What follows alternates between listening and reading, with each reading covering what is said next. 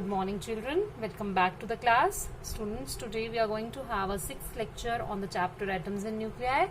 And in today's lecture, we are going to discuss the formation of spectral series in case of the hydrogen atom.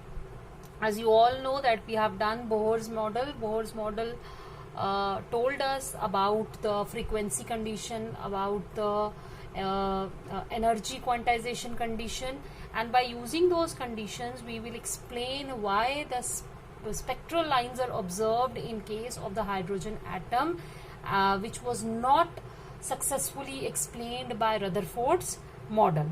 So far we have done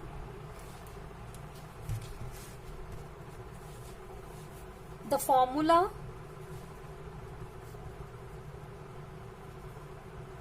for total energy.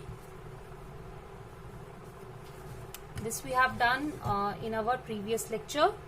The formula for total energy of an electron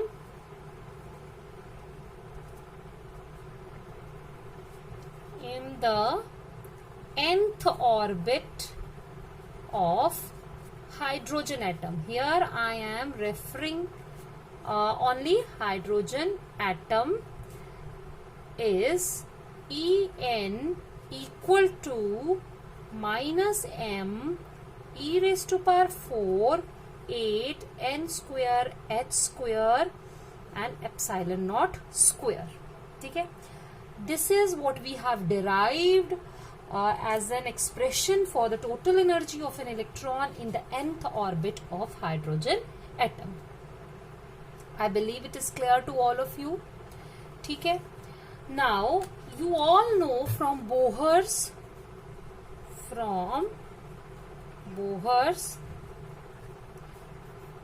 frequency condition,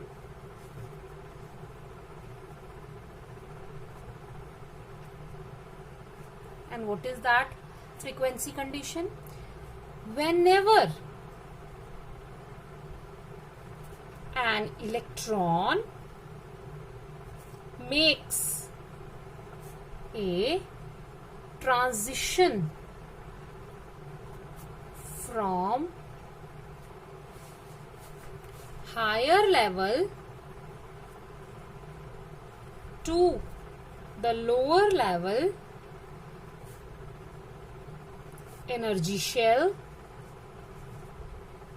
to lower level energy orbit, you can say, it emits a photon. It emits a photon having energy equal to the difference of the energies of the two levels. क्या मतलब है इस चीज का कि suppose this is your nucleus, suppose this is first level and suppose it is your second energy level. An electron is revolving here. ठीक है, कहाँ पे है वो? इस ऑर्बिट में है, सेकेंड ऑर्बिट में है. तो energy associated with the second orbit is represented by E2 and energy associated with the first orbit is represented by E1. Suppose an electron makes a transition from energy level E2 to E1. ठीक है, तो जब वो यहाँ आएगा, transition यहाँ करेगा, तो जो because this is energy E2 is greater than E1, so वो higher energy जो होगी वो ये रिलीज करेगा in the form of radiation. ये मैंने पिछले टॉपिक में भी बताया था. ठीक है, अब ये जो रेडिएशन होगी, ये जो रेडिएशन या ये एक फोटोन जो ये रिलीज करेगा, उसकी एनर्जी किसके बराबर होगी? Obviously this is higher energy level and this is lower energy level, so higher minus lower will be the energy difference. तो उस एनर्जी, क्योंकि एनर्जी रिलीज होनी है, तो वो एनर्जी जो रिलीज होगी that will B E2 minus E1. ठीक है, is it clear? Now what is, यहां पर मैं म्यू को रिप्लेस करूंगी c बाय लैम्डा से, ठीक है, and I will substitute, or I will use this equation by substituting n here with n2 and n here with n1. Okay, तो मेरा पहला एक्सप्रेशन क्या आएगा फॉर E2. E2 के लिए मैं ये E2 निकालने के लिए, because energy associated with the second energy level निकालने के लिए मैं ये वाले फॉर्मूले का इस्तेमाल कर रही हूँ. तो मेरे पास यहाँ पर आया -m e⁻⁴ 8. अब मेरा n जो है, because everything here is constant except n, तो मेरे पास यहाँ पे आया 8n2². This is h² ε0², and minus मेरे पास आ जाएगा E1, और E1 का भी माइनस, ये इसका माइनस और ये इसका माइनस, ठीक है, अपॉन में आया 8n1² h² ε0 का स्क्वायर. नाउ जो कुछ आप कॉमन ले सकते हैं वो कॉमन लेंगे, वो आएगा m into e⁻⁴ 8h² ε0², और ब्रैकेट में मेरे पास यहाँ पर आ जाएगा, ये देखो ये माइनस माइनस प्लस हो जाएगा, this will be 1/n1² minus 1/n2². ठीक है, यहां से मैं 1/λ रखूंगी, बाकी hc इधर ले जाएंगे हम. m e⁻⁴ 8 h³ c ε0² 1/n1² minus 1/n2².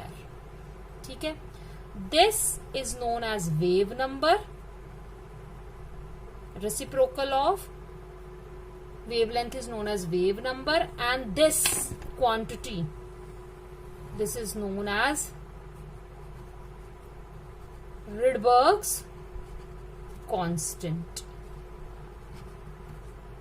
It is represented by R and its value is equal to 1.07. You can write into 10⁻⁷ meter inverse. Okay. Now आगे चलें, इसको हम लिख सकते हैं R 1/n1² minus 1/n2². This is our equation number 1. Is it clear? अब आ जाएंगे हम हाइड्रोजन स्पेक्ट्रम में जो सीरीज फॉर्म होती हैं वो क्या है. ठीक है, अब हमारे पास आ गया हाइड्रोजन स्पेक्ट्रम. हाइड्रोजन स्पेक्ट्रम में जो सबसे पहली सीरीज हमें मिलती है दैट इज लाइमन सीरीज. और लाइमन सीरीज में कौन सी स्पेक्ट्रल लाइंस आती हैं? It is a group of spectral lines. कौन सी स्पेक्ट्रल लाइंस आती हैं? In Lyman series, we obtain a group of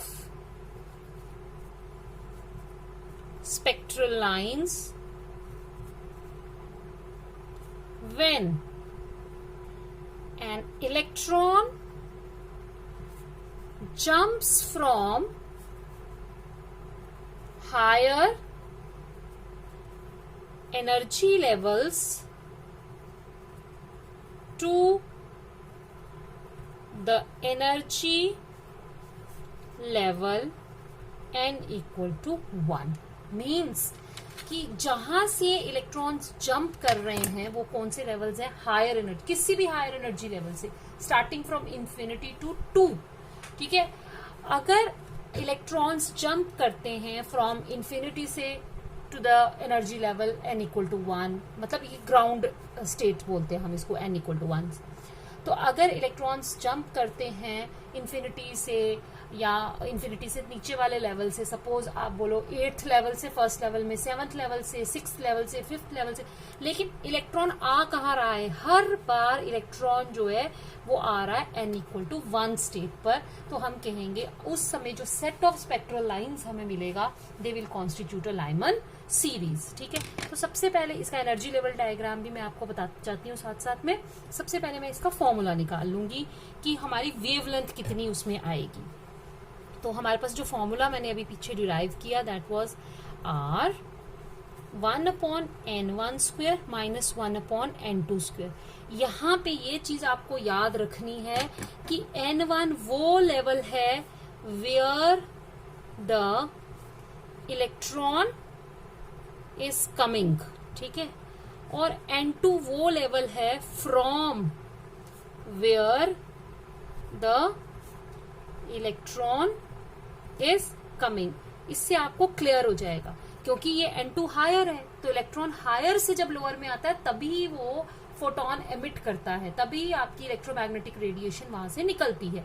जब वो लोअर से हायर में जाता है तो it absorbs a radiation, it absorbs the energy.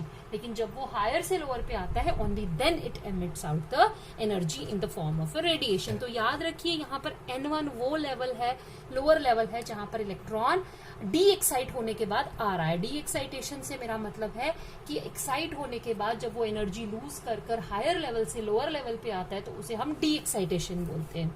तो n1 वो लेवल है जहां पर इलेक्ट्रॉन आ रहा है एंड n2 वो लेवल है जहां से इलेक्ट्रॉन आ रहा है। तो अभी मैंने लाइमन सीरीज के बारे में आपको बताया कि लाइमन सीरीज में इलेक्ट्रॉन हायर लेवल से जंप कर फर्स्ट जो लेवल है that is ground level with the principal quantum number n=1 वहां पर फॉल करते हैं।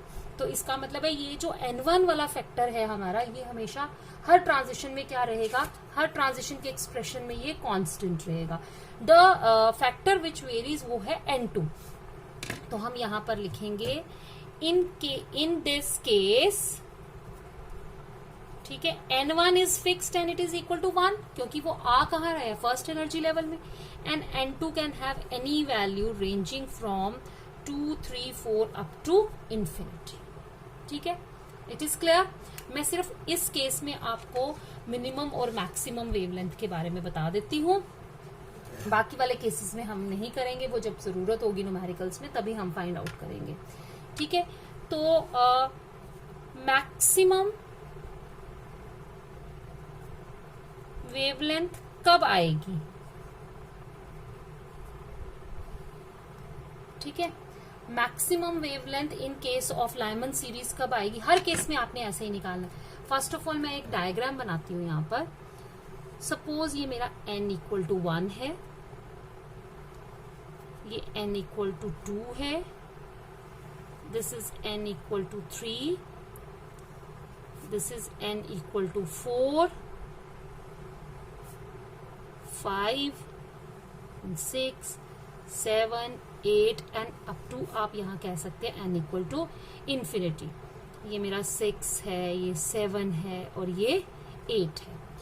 लाइमन सीरीज में स्टार्टिंग फ्रॉम इंफिनिटी हर केस में ट्रांजिशन कहां पर हो रही है? To the first energy level.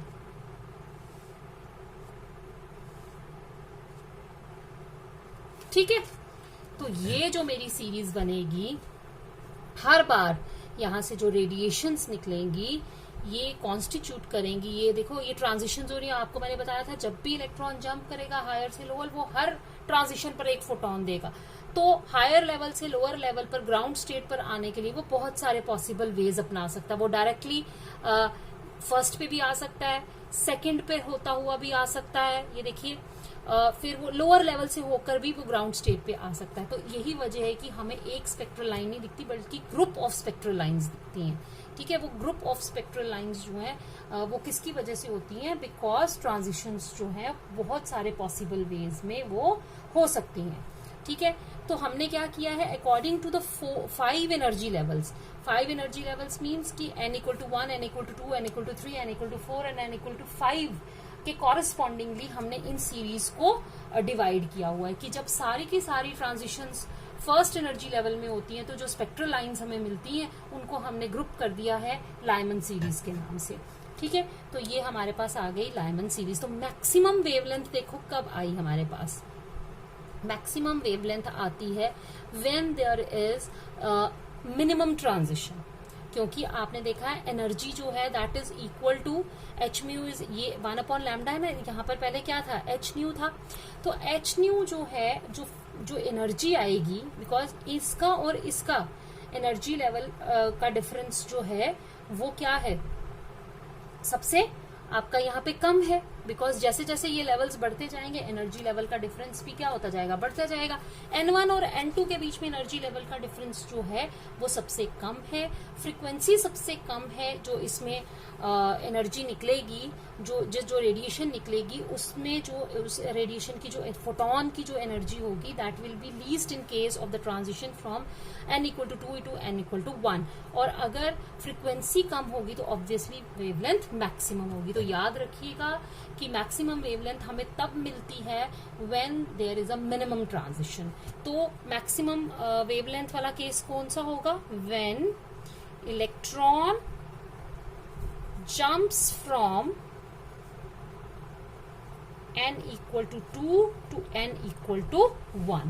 ठीक है, तो आप देखो अब हमारे पास क्या फॉर्मूला बनेगा, 1/λr, ये तो फिक्स ही है हमारा, और ये हो जाएगा 2 की जगह लग जाएगा हमारा 2 का n2 की जगह लग जाएगा 2, this is 1 minus 3/4 and it is equal to r into 1/4 and it will be 3/4. So 1/λ is equal to r into 3/4, or you can say lambda is equal to 1/r into 4/3। हमने इसकी value calculate करके पहले से रखी हुई है। 1/r reciprocal of Rydberg's constant, इसकी value होती है 911 एंगस्ट्रॉम्स। तो जब मैंने इसमें डाला 901 into 4/3, it comes out to be 1212 angstroms. तो मैक्सिमम वेवलेंथ जो लाइमन सीरीज में हमें मिलेगी वो है 1212 एंगस्ट्रॉम्स। और मिनिमम वेवलेंथ के लिए आपको पता है क्या होनी चाहिए, मैक्सिमम ट्रांजिशन,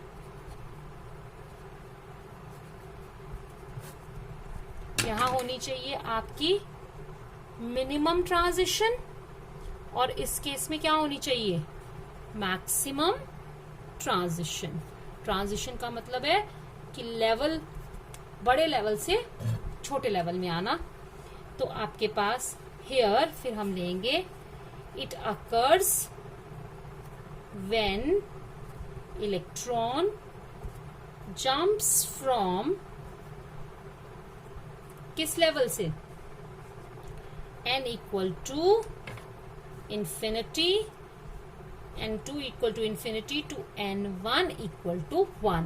तो मेरे पास 1/λ निकला, r 1 ये तो फिक्स्ड है, 1/∞, and that is equal to 1/λ is equal to r, and it implies मेरा लैम्डा किसके बराबर आएगा, 1/r, and you know 1/r की वैल्यू क्या है, 911 एंगस्ट्रॉम्स।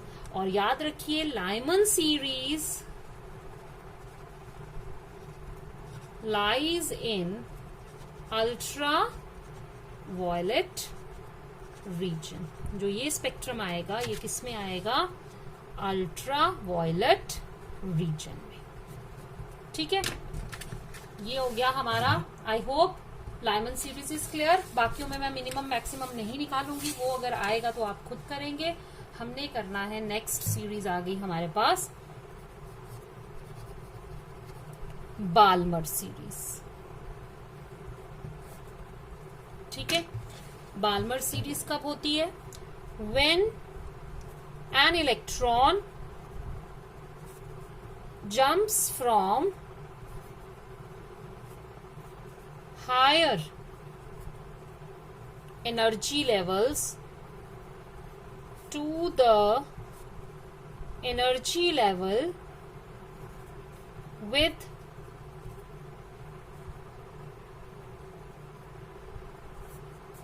N1 equal to 2। ठीक है, मतलब ये जो जिस लेवल में वो जंप कर रहे हैं उसमें आपके N1 की वैल्यू क्या है, 2। तो आपके पास एक्सप्रेशन आ जाएगा 1 upon lambda is equal to 1 upon, यहाँ पे आया N1 square minus N2 square. Here N1 is equal to 2, this is fixed, and N2 can have any value from 3, 4, 5 so on from infinity। ठीक है, तो transition कहां से कहां हो रही है, हायर एनर्जी लेवल से सेकेंड एनर्जी लेवल में। तो इसका भी डायग्राम हम बना लेंगे। वैसे तो हम एक ही डायग्राम बनाते हैं, लेकिन मैं आपको यहाँ पर हर एक में आपको अलग अलग से बनाने की जरूरत नहीं है। ठीक है, 1, 2, 3, 4, 5, 6, 7 and n equal to infinity. यहाँ पे देखो ट्रांजिशन कहाँ होना है, हर लेवल से इलेक्ट्रॉन कहाँ पे आएगा, to the second energy level. Clear? And हम यहाँ पे इसको स्पेसिफिक कर देते हैं, N1 की जगह 2 square minus N2 square. Balmer series lies in the visible region। ठीक है, सिर्फ यही एक सीरीज है जो विजिबल रीजन में फॉल करती है। ऑब्जेक्टिव आता है बड़ी बार कि which series falls in the visible spectrum, तो वो आएगा आपका ओनली बाल्मर सीरीज। ठीक है, now come to the third series and that is Paschen series. Paschen series में क्या होता है, when an electron makes a transition from higher energy levels to third energy level। ठीक है, then the spectral lines obtained make a Paschen series। ठीक है, तो Paschen series में आ जाओ, क्या फॉर्मूला है, फॉर्मूला तो वही है 1 upon N1 square minus 1 upon N2 square. Here N1 यानी किस लेवल में आ रहा है, थर्ड लेवल में, is 3 and it is fixed, and N2 is equal to, अब ट्रांजिशंस कहां से स्टार्ट होंगी, 4, 5, 6 सो ऑन फ्रॉम कहां पे आएगी, इंफिनिटी पर। ठीक है, तो मेरा फॉर्मूला क्या बन जाएगा यहाँ पर, 1 अपॉन 3 का square minus 1 upon N2 square. और इसका डायग्राम अगर हम बनाएं, it is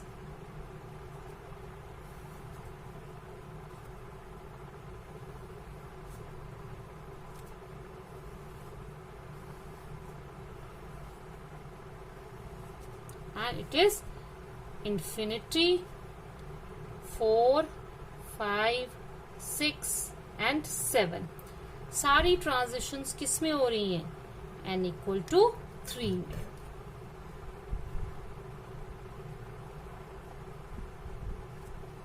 and this reason, ये जो ये जो सीरीज आएगी Paschen series lies in the infrared region। ठीक है, now comes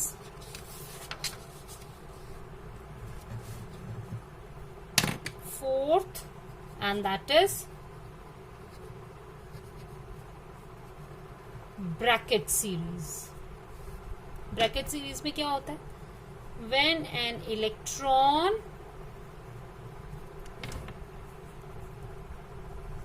jumps from higher energy levels to the fourth energy level, we get bracket series. So here n1 is 4, here n1 equal to 4 and n2 is equal to 5, 6, 7 from infinity. So formula क्या आएगा? 1/n1 square minus 1/n2 square. तो हम इसको लिख लेंगे, ये fixed है, 4 का स्क्वायर माइनस, ठीक है. तो इसका जो डायग्राम आएगा, हर बार आपको बनाने की जरूरत नहीं है. जब आप एग्जाम्स में बनाओगे, मैं आपको यहाँ पर इसलिए अलग अलग बता रही हूँ क्योंकि मुझे आपको एक्सप्लेन करना है. अभी जब आपको एक बार समझ में आएगा तो आप आराम से बना सकते हैं, ठीक है. तो कहाँ पे जंप कर रहा है? n इक्वल टू 4 पर. तो ये देखो, ये जो सीरीज आएगी that is Brackett series. And bracket series also lies in the infrared region. Now comes the fifth, and that is Funs series.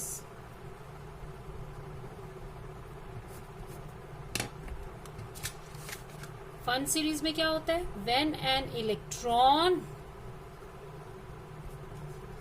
jumps from higher energy levels to the fifth energy level, we get Funs series. So what is the formula here? n1 is 5, that is fixed, and n2 is equal to 6th onwards. ठीक है. So it is 1/n1, ये आ गया r, 5 का square, ठीक है. तो इसका जो डायग्राम है वो बन जाएगा,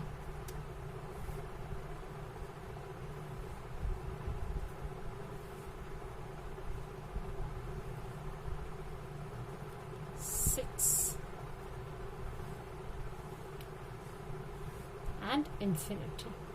सबसे कहां पर आ रहा है? n इक्वल टू 5 पर.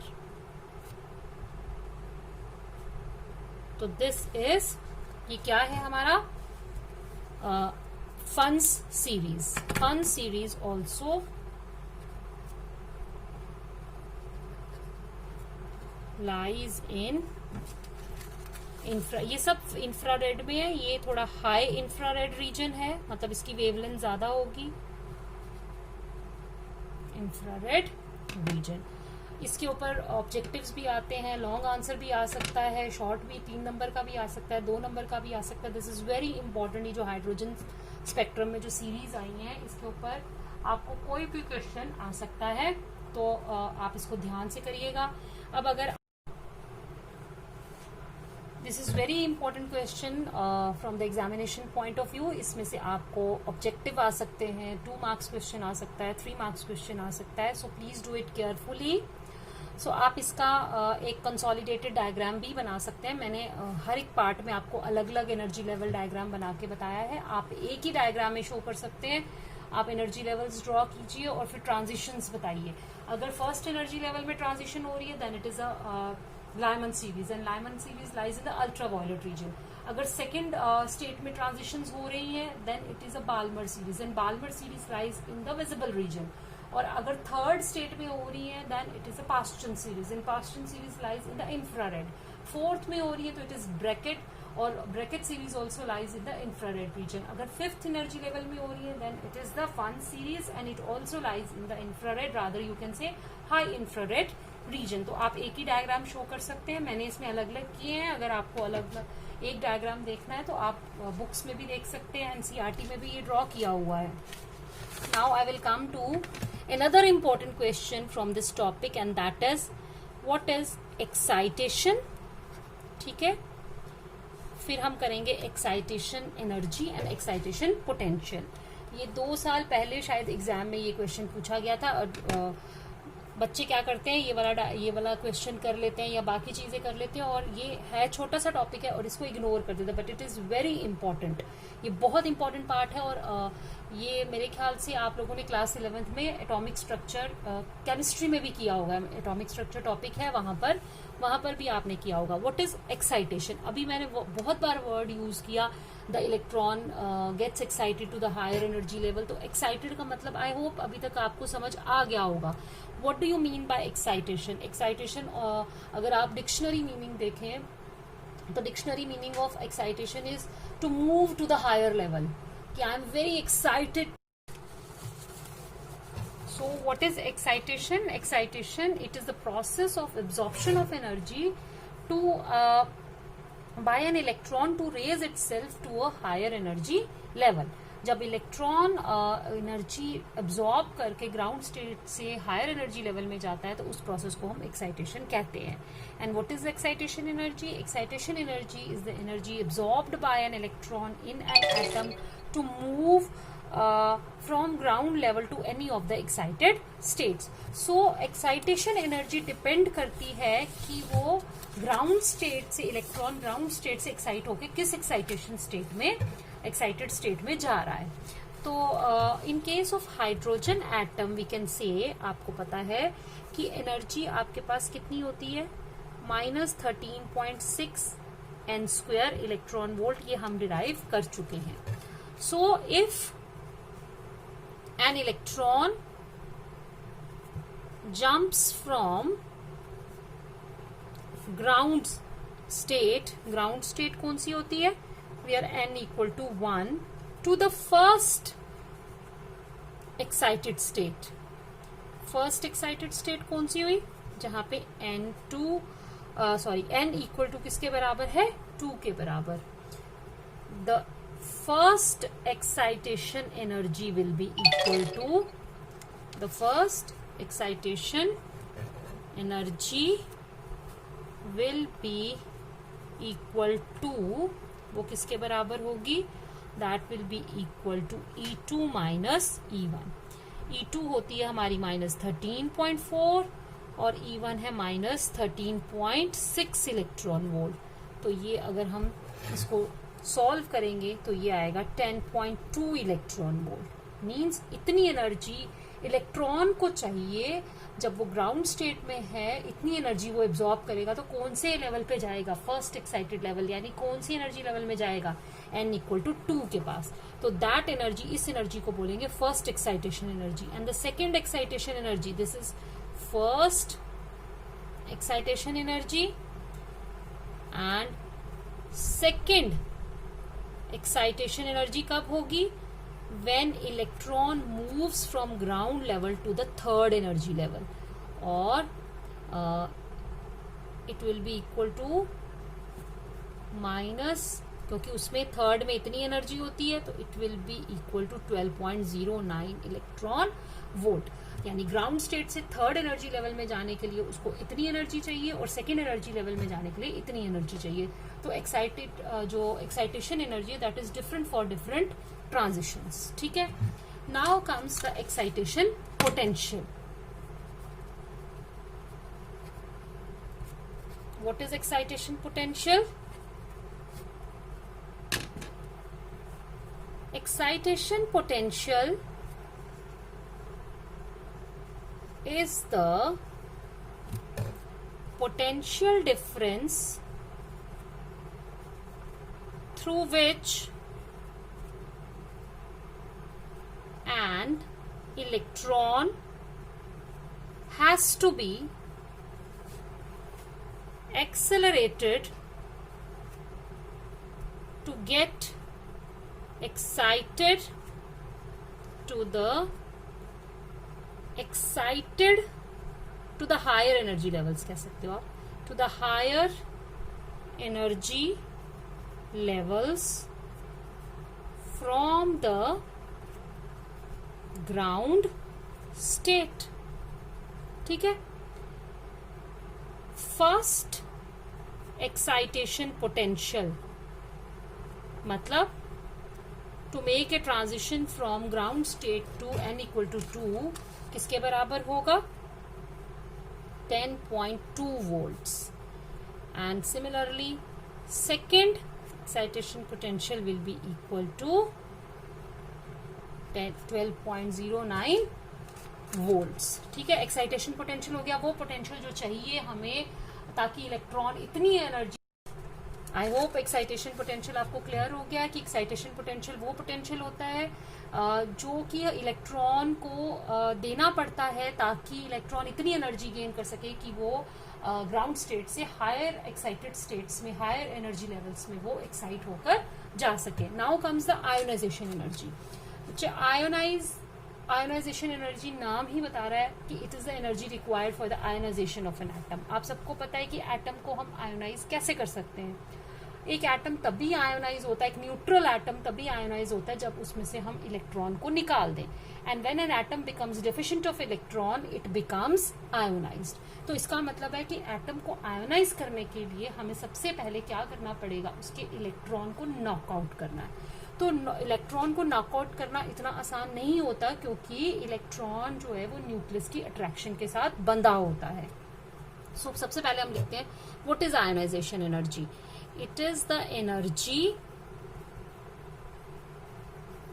Required to knock out or remove the electron completely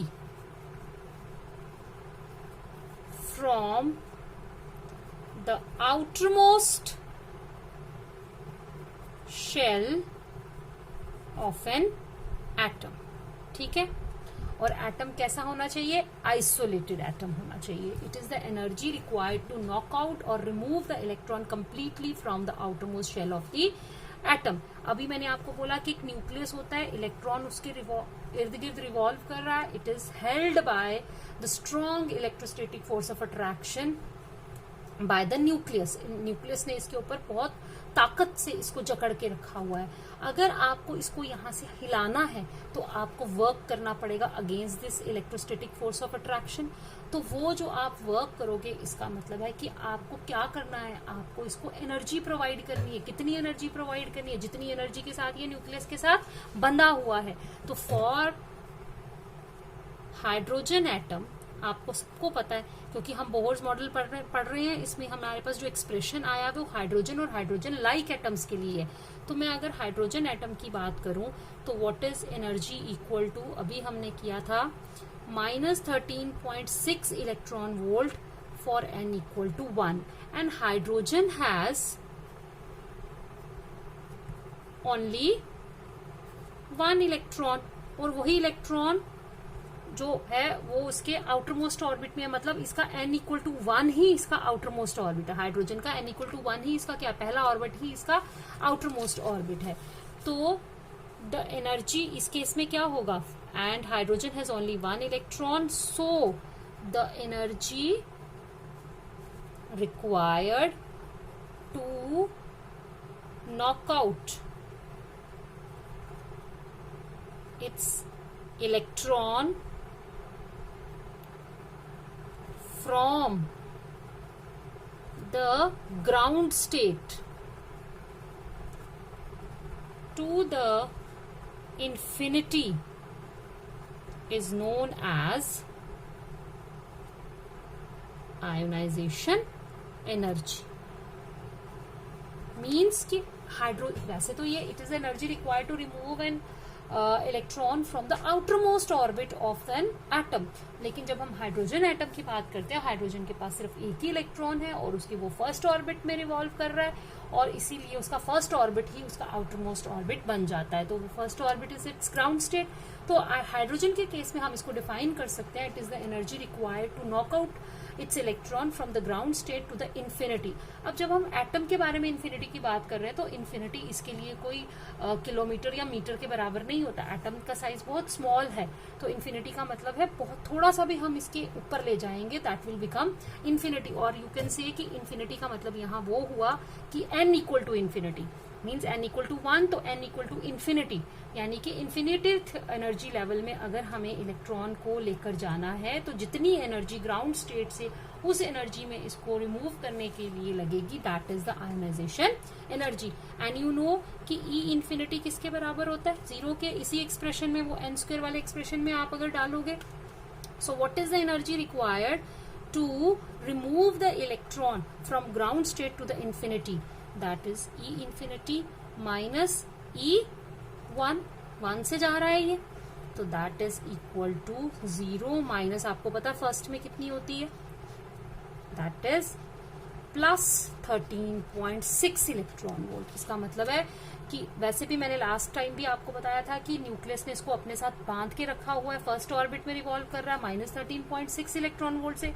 तो अगर आपको इसको उस एनर्जी लेवल में लेके जाना है जहां पर इसकी एनर्जी 0 हो जाए, यानी कि इन्फिनिटी एनर्जी लेवल, तो आपको इतनी अमाउंट की, पॉजिटिव अमाउंट की एनर्जी उसको सप्लाई करनी पड़ेगी। So this energy is known as ionization energy. जब आप इतनी एनर्जी हाइड्रोजन एटम को प्रोवाइड करेंगे तो जो इलेक्ट्रॉन फर्स्ट ऑर्बिट में ग्राउंड स्टेट में रिवॉल्व कर रहा है वो नॉकआउट हो जाएगा, वो रिमूव हो जाएगा, and it will leave hydrogen in the ionized state.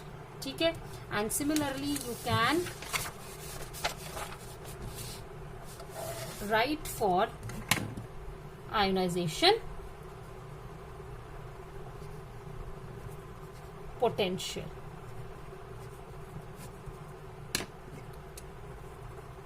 It is the potential difference through which an electron has to be accelerated to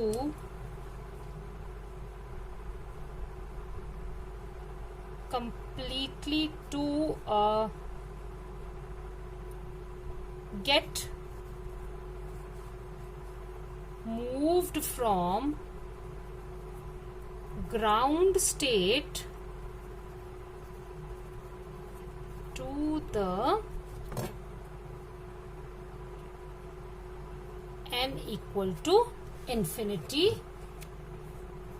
energy level, or you can say it is a potential through which an electron has to be accelerated to get removed from, आप कह सकते हो, or to get removed from an atom. ठीक है, in case of hydrogen atom it is 13.6 volt. Excitation potential कितना है, 13.6 volt. Now इसमें एक लास्ट चीज रह गई, I know the video is getting longer. Limitations of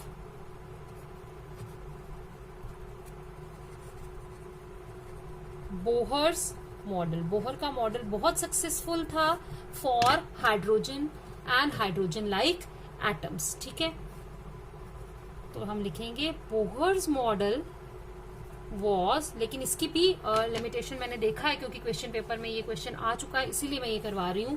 Bohr's model was successful for hydrogen and hydrogen like atoms having 1 electron in its orbit, but it fails to explain the spectrum of atoms having more than one electron. ठीक है. दूसरा कहां पर fail हुआ? It was not able to explain the fine structure of spectral lines, because spectral lines को जब high resolving microscope के under observe किया गया था तो देखा गया था कि ये स्पेक्ट्रल लाइंस जो है they are closely set of closely spaced lines. तो वो फाइन स्ट्रक्चर जो था वो स्पेक्ट्रल लाइंस का बोहर्स मॉडल एक्सप्लेन नहीं कर पाए थे. It was not able to explain the splitting of spectral lines under the effect of magnetic field, जिसको हम किस नाम से जानते हैं? Zeeman effect. And under the effect of electric field, which is called Stark effect. तो Stark effect and Zeeman effect को ये explain नहीं कर पाया था बोहर का मॉडल. और एक और लिख देते हैं, वैसे तो 5-6 थे, हम यही 3-4 ही करेंगे. Stark effect, और it was not able to explain why certain frequencies have weak intensity and others have strong. ठीक है. This is complete portion of atoms from the chapter atoms and nuclei. From the next lecture we are going to start with the topic nuclei. So goodbye. This is all what I had for you today. Till my next lecture, take care. Stay home, stay safe.